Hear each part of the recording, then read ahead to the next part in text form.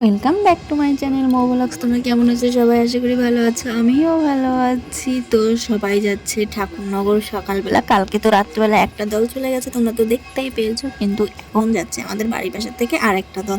তো এই সবাই দলে যাচ্ছে আর আমি মন খারাপ হয়ে গেছে যে আমিও ঠাকুরনগর যেতে পারছি না।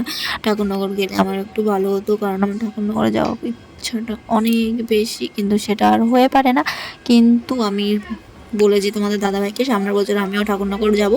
তো ঠাকুরনগর না গিয়ে আমার হচ্ছে এখন ঘর মুছতে হচ্ছে, কারণ আজকে বৃহস্পতিবার। তো বৃহস্পতিবারে তো তোমরা সবাই জানো যে ঘর ডর মুছে আমাদের আসনের সব কিছু পরিষ্কার করে রাখতে হয়। তো যেহেতু মা পুজো দেবে, তো চলো। আর এইখানে দেখো আমি চলে এসেছি চা বানাতে।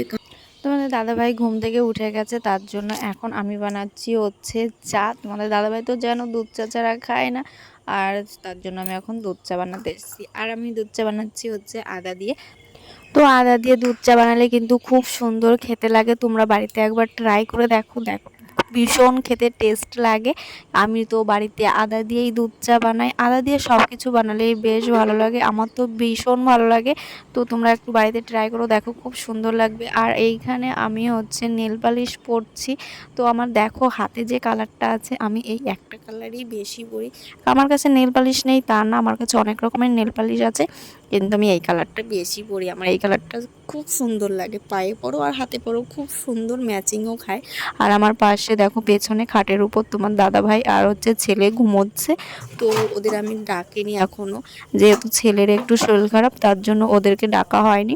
তো ঘুমোচ্ছে ঘুমোক, তোমাদের দাদা ভাইয়ের শরীরটাও খারাপ, ভালো না, বমি করছিল, তার জন্য। তো দুজনেই যখন শরীর খারাপ, তার জন্য আর ভিডিও বানাতে পারিনি, যে মন মেজাজ খারাপ, ভিডিও করব কিভাবে। তো যাই হোক, তোমরা একটু মানিয়ে নিও, ভিডিওটা যখন আমি আর করতে পারবো না। তো কাল থেকে আবার ভিডিও ঠিক মতন তোমরা দেখতে পারবে। তো চলো গাইজ, ভিডিওটা আর বড় করছি না। ভিডিওটা যদি ভালো লাগে like comment share and subscribe করে দেবে। যারা ফেসবুক থেকে দেখছো তারা ফলো করে নেবে। আর সবাই ভালো থাকবে, সুস্থ থাকবে, সাবধানে থাকবে। আর যারা ঠাকুরনগর গেছো তারা খুব সাবধানে চলাফেরা করো, যেহেতু প্রচুর পরিমাণে গরম পড়েছে, সাবধানে বাড়িতে ফিরো।